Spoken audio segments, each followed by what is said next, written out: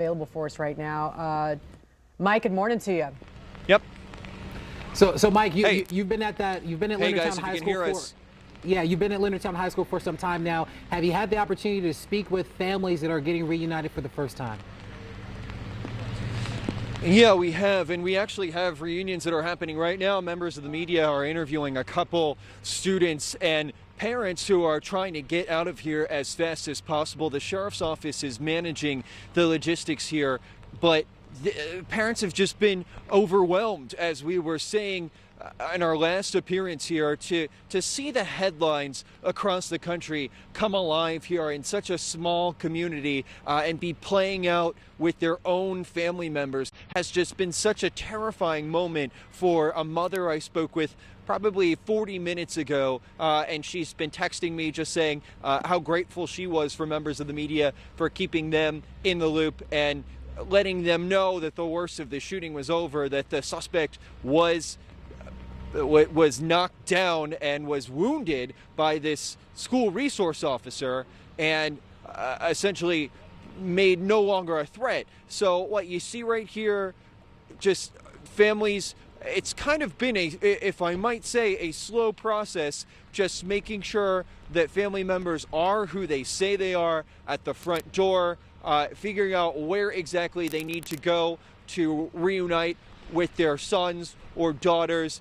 And this is a pretty large school complex, and of course it's raining and it's cold, miserable rain in the middle of miserable circumstances, understatement of the morning right there. So it has been somewhat of a slow process, and as we mentioned earlier, cell phone service is quite slow. We were trying to send back a clip of a student we interviewed who saw a fellow student on the ground and not moving, and her feet not moving. She turns left in a hallway as she's making her way to class, and she just sees feet of a female student, and it hits her that this is happening in her life, in her school, and as she would later tell us, she thought that she could be next. So the realization is just sort of these waves of emotion that are crashing over people, and it's been tough for some parents who are walking in not wanting to address members of the media until they are reunited with their sons, daughters, cousins, you name it. They haven't wanted to say anything because they are so shaken up by what has happened here. So again, kind of an arduous process that we have seen unfold,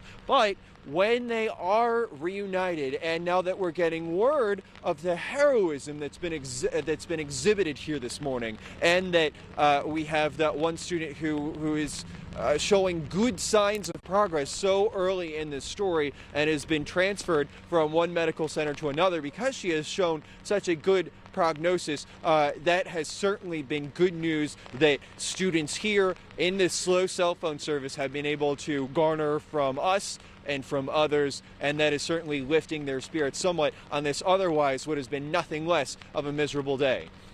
Mike, where are we in the process right now with these families getting reunited? Are we at the tail end? Do we know how many more families still need to get reunited with their students?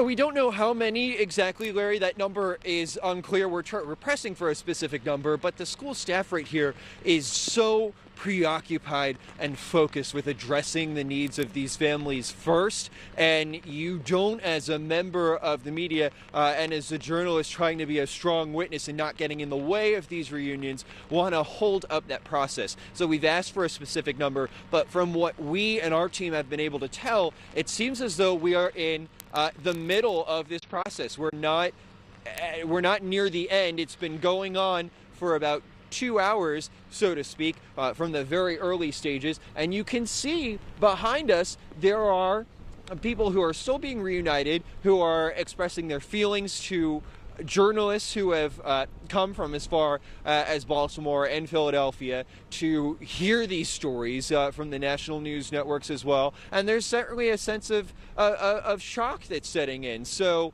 the process, I would say, just based on, as you can tell, all the cars that are here. And let me talk to our photojournalist, Becca, who's behind the camera. If we want to show, none of these cars would normally be here.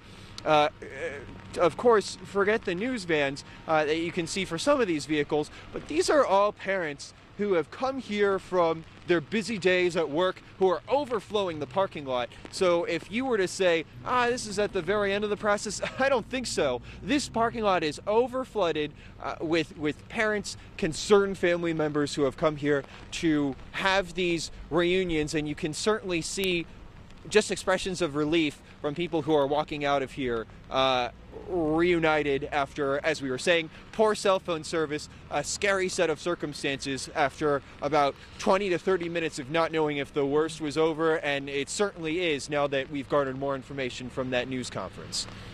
Yeah, thanks so much, Mike. We certainly appreciate your reports from out there, and we'll be checking in with you shortly here.